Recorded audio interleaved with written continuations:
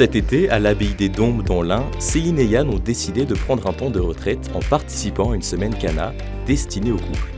Mariés depuis 20 ans, leur rythme de vie est très dense entre leurs responsabilités professionnelles, familiales et amicales, ce qui rend parfois difficile de consacrer du temps de qualité l'un à l'autre. Progressivement, on a vu qu'il y avait des blessures, des choses, des points un peu d'échauffement qui s'installaient entre nous. Et on a eu vraiment un besoin fort de se retrouver en couple, sans enfants. On aurait pu prendre une semaine de vacances tous les deux, à la mer ou autre, sauf qu'on serait revenus à la maison de la même façon. Et ce qu'on voulait vraiment, c'était se donner la chance de faire grandir notre couple et de franchir une marche pour que demain soit un peu différent d'hier, quoi. Pour Céline et Yann, la nécessité de se demander mutuellement pardon et de se réconcilier se révèle être une question essentielle. On a pris conscience au cours de ces premières journées de session que c'est primordial de se pardonner au sein du couple.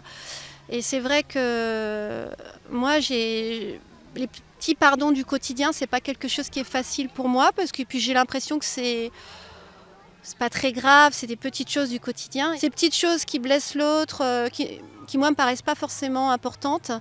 Moi je ne demande pas spécialement pardon et finalement ça fait comme un mur entre moi et Yann et ça coupe la communication. Et j'ai pris conscience que vraiment c'était important de ce pardon demander et ce pardon donné au sein du couple. Ce qui est intéressant, c'est que dans cette session Cana, il y a vraiment une pédagogie.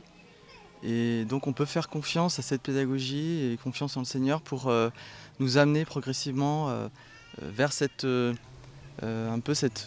humilité de demander pardon à l'autre. Voilà, si on ne le fait pas, c'est comme des petits cailloux qui s'entassent dans nos chaussures et il y a un moment, on ne sait plus comment marcher, on ne sait plus comment revenir vers l'autre. Et c'est important de pouvoir continuer d'avancer, donc d'avoir ces moments de prise de conscience de ce qu'on a pu faire à l'autre pour repartir libre ensemble.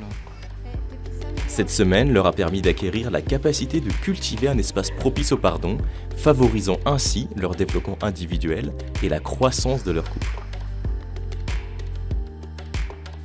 Quand un couple se marie, qu'il se marie religieusement ou civilement, il s'engage à la fidélité. Et je fais un lien vraiment étroit entre la fidélité et le pardon.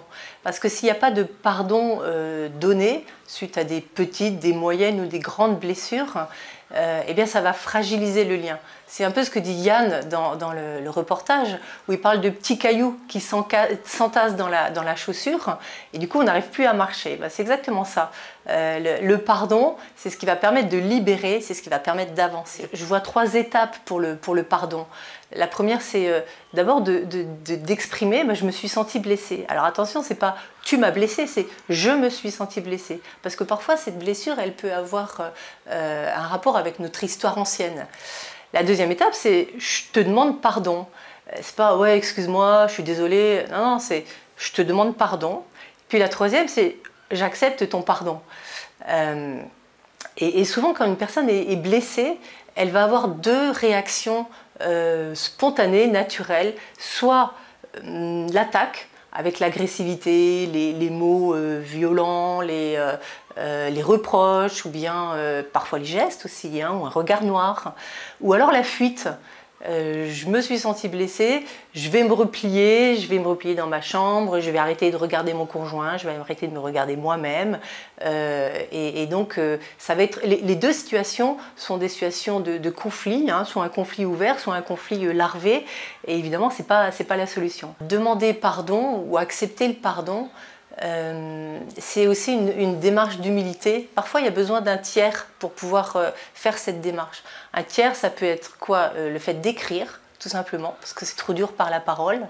Faire appel à un prêtre, à un conseiller conjugal, prier ensemble. Et aussi une retraite, justement. Une retraite, c'est un excellent moyen de se poser avec des questions qui sont posées à chacun au couple, et c'est un temps où on va pouvoir justement peut-être être plus posé au niveau émotionnel aussi, pour pouvoir reprendre des événements où il y a eu des frictions. Et en fait, quand on est en couple et quand on est différent, les frictions, elles sont naturelles, elles arrivent.